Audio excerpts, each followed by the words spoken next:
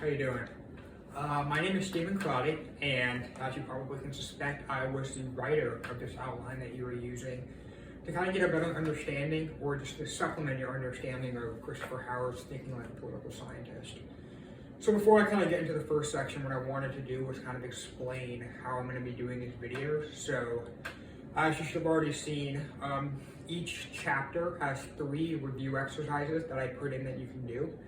And so what I'm going to be doing in these videos is, along with kind of giving a very brief summary of what each chapter was about, I'm going to be going into kind of the sample answers for each of those 3 questions. All right, yeah, so first up, obviously we got to talk about chapter 1 a little bit. So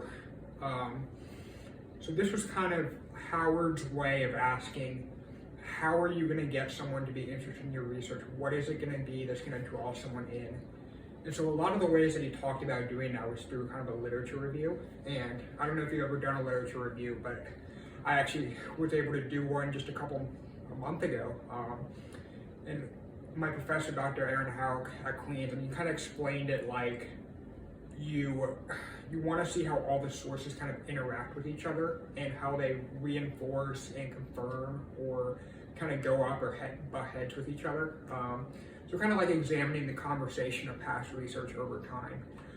And so when you're writing your own literature review, what you kind of want to examine is, in what direction do I want to take my own research? Do I want to, Howard says you can either go by the conventional wisdom, which is where you're either looking at something that's already been kind of decided or something that a lot of people already agree with, or you can try and add something new yourself. If you want to take the research in a whole new different direction, you can do that as well. Lastly, you can also, if there's like a big debate between 3 or some of the authors in the past literature, that's something you can kind of address and see, how do you feel that needs to be addressed, and how is your research going to contribute to that conversation. So these are all things that Howard talks about in this chapter. And so now, I guess we can get into the 3 review exercises that I gave you.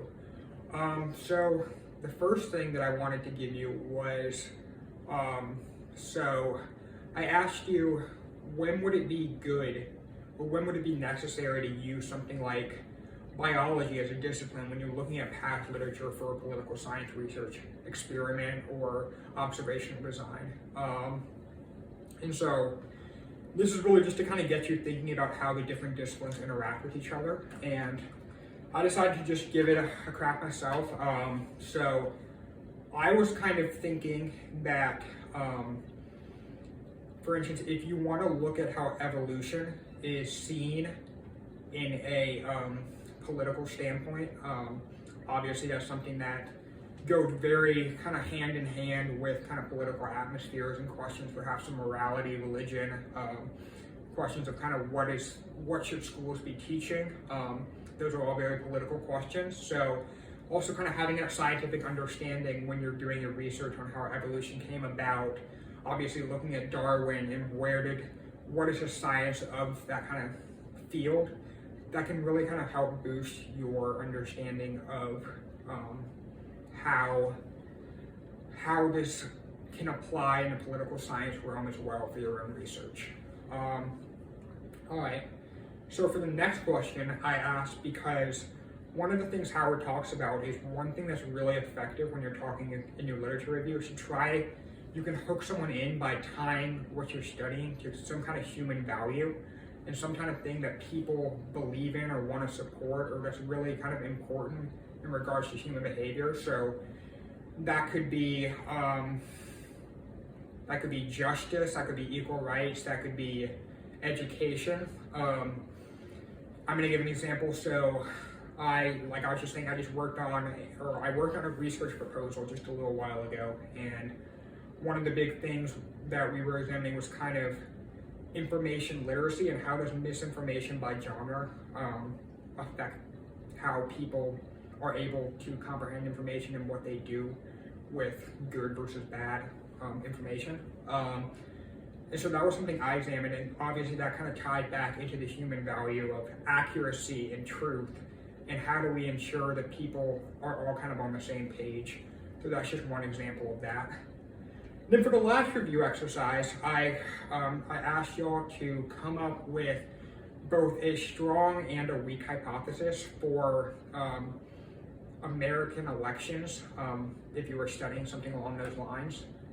So a weak hypothesis would be for me to look throughout time and say, I think that Democrats and Republicans have more success in elections than libertarians.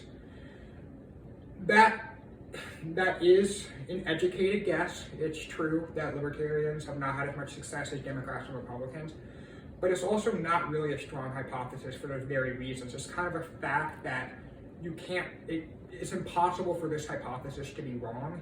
And when we're designing a hypothesis, we want to make sure that it's, I guess you could say, assertive enough to where we're not necessarily going to find evidence that supports it. So my hypothesis wouldn't really fit into those lines.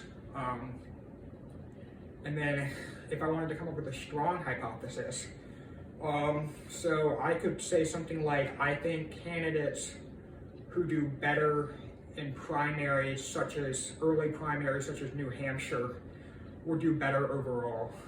So this is something that maybe I don't understand as well myself already. This is something that could very well prove to be true or not true.